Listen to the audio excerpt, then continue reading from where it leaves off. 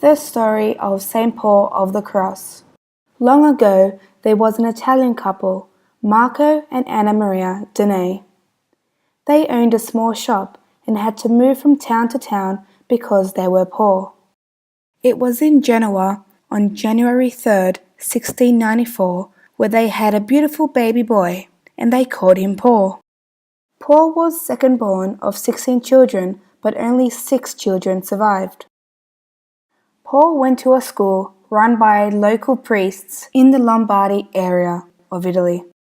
He made such great progress at school, and at the age of 15, he left school and returned to his home. He loved talking about God and spoke of him in churches near his home. At the age of 19, he experienced something beautiful. He was going to devote his life to prayer. This prayer life was reflecting on Jesus dying on the cross. He continued this life of prayer, and when he was 26, he knew that God wanted him to form a community that he would lead.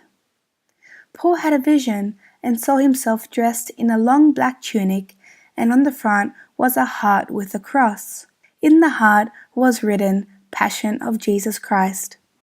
The bishop at the time helped and encouraged him to live a life dedicated to prayer and reflection on the Passion of Jesus.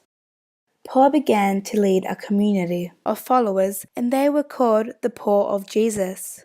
But later they became known as the Passionists.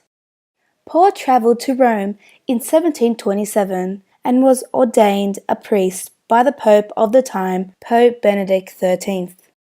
Paul continued to teach people to pray and gave them spiritual direction.